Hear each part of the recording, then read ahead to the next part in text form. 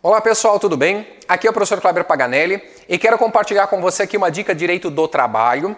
Uma das grandes novidades implementadas pela reforma trabalhista que entrou em vigor em novembro de 2007, uma de tantas, né? Foram muitas.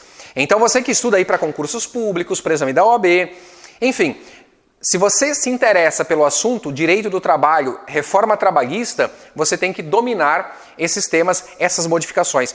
E eu quero trazer aqui a dica diz respeito ao adicional do cargo de confiança. Vejam só, a empresa tem lá os seus vários empregados e um deles passa a exercer um cargo de confiança. Ele passa a exercer uma gerência na empresa. E por exercer esse cargo diferenciado, que exige uma maior responsabilidade e que, como regra, esse trabalhador não estaria mais sujeito a um controle rígido de jornada, nesses casos a empresa vai pagar a ele um adicional de cargo de confiança com pelo menos 40% a mais sobre a remuneração anterior, sobre a remuneração efetiva. A pergunta é, esse empregado que passou a exercer esse cargo de confiança, depois de um certo tempo, a empresa percebe que ele não serve para aquele cargo.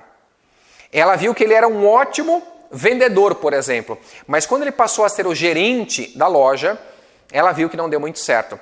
E ele já está lá, sei lá, 1 ano, 2 anos, né, exercendo aquele cargo e a empresa resolve então revertê-lo ao cargo anterior. Pergunta, isso é possível? É possível.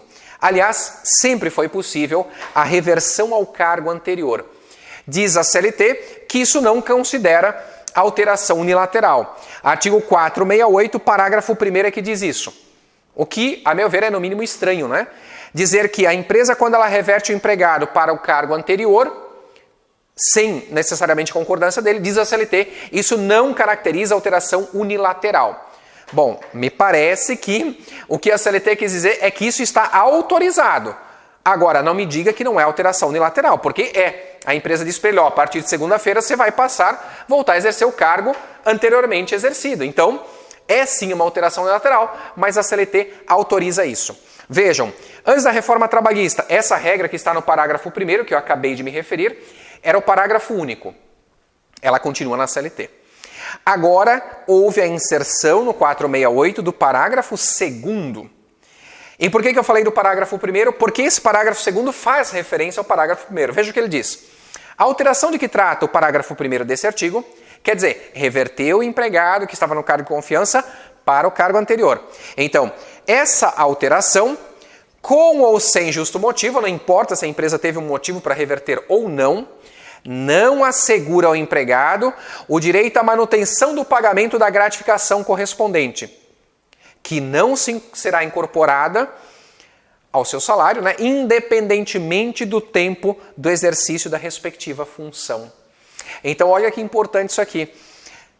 A CLT foi alterada pela reforma trabalhista em novembro de 2017 e passou a dizer, com esse novo parágrafo 2º, que não existia, que se o empregado for revertido ao cargo anteriormente ocupado, aquele adicional de 40% vai ser suprimido, independente de quanto tempo ele estava exercendo aquela função. Vejam, há uma súmula do TST, essa súmula, ela está, digamos assim, tacitamente revogada por esse parágrafo 2º, que ela dizia que acima de 10 anos recebendo aquela gratificação, se a empresa quisesse reverter ele ao cargo anteriormente ocupado, até poderia reverter, mas o adicional teria que ser incorporado ao salário do empregado. Vejam só, é a súmula 372, é o item 1º da súmula. Veja o que ele diz. Percebida a gratificação de função por 10 anos ou mais pelo empregado, se o empregador, sem justo motivo, ainda ele especificava aqui, revertê-lo ao cargo efetivo, não poderá retirar-lhe a gratificação, tendo em vista o princípio da estabilidade financeira. O que também era no mínimo estranho, né? Veja, ele só adquiria estabilidade financeira depois de 10 anos, segundo a súmula. Mas enfim, pelo menos, depois desse período de 10 anos, aquele adicional aderia, incorporava ao salário do empregado. Essa súmula, percebam, ela está superada por este parágrafo 2º aqui do artigo 468 da CLT. Então fiquem atentos aí para provas que você venha enfrentar ou até para a sua vida prática. Beleza? Bons estudos e até mais!